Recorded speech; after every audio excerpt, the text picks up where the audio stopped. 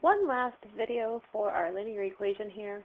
Take a look. We have y equals negative 1/2 x plus 4, and the domain is x must be greater than or equal to 0. So we start at 0, and then we're just going to go up by even numbers because we have a 1/2 here, and it would be nice to just have it turn out nicely. And if we make an even number here, it will turn out nicely if we multiply by a half. So we just go ahead and we have, this is our domain, 0, 2, 4, 6, 8. We made that up. No one told us, but we could try out nice numbers so we don't have to do a fractions too much. And then if we place a 0 in here, 0 times a half, you get plus 4. So your y value is 4. Place a 2 in here with half of 2. Well, that's 1. It happens to be a negative, so it's a negative 1 plus 4. Negative 1 plus 4, you get 3, and so on. You put your 4 in there, you're going to get a 2 output, and you have x and y's so you can graph.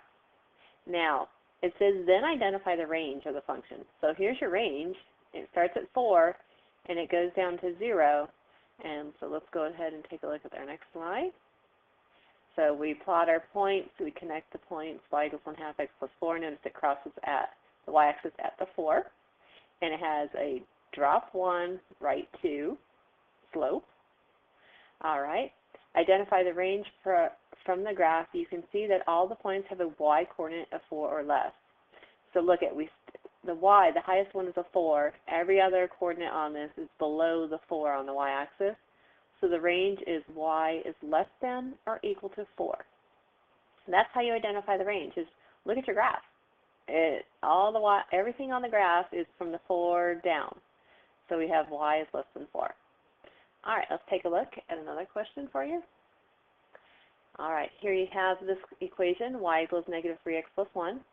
This time the domain x must be less than 0. So you need to come up with numbers less than 0. So let me give you a hint on how to start this one. We have x, we have y, and draw a little line. And so we have less than 0. So we have to have negative numbers. Like we could try a negative 3, a negative 2, and negative 1. And we could see what the y values turn out to be. Pause your video, try to finish up this, and identify the range of your function. All right, welcome back. Let's see how you did. If we place a negative 3 in here, negative 3 times negative 3 is a positive 9 plus 1. So we get 10. We place a negative 2 in here, negative 2 times negative 3 is a positive 6 plus 1. And so we get 7.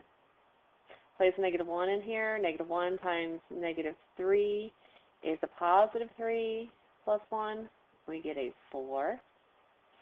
All right, so notice, let's just go ahead and take a look at the picture so we can see this. So basically, if we try to put a 0 in, that's the other thing I forgot to do, I'm so sorry. It says equal to 0, so we also have to put the 0 in. If we put a 0 in here, 0 times big is 3 gets you 0 plus 1. Okay, we can't go any higher than 0 because it says less than 0. So it starts at 1 and it moves itself up. So that basically says that y will start at 1 but get bigger and bigger and bigger. So we have y is greater than or equal to 1. If you look at the graph, you also see the same thing. It starts at 1, and then you see more and more stuff for the line above the 1. So that's why y is greater than or equal to 1. All right, see you guys tomorrow.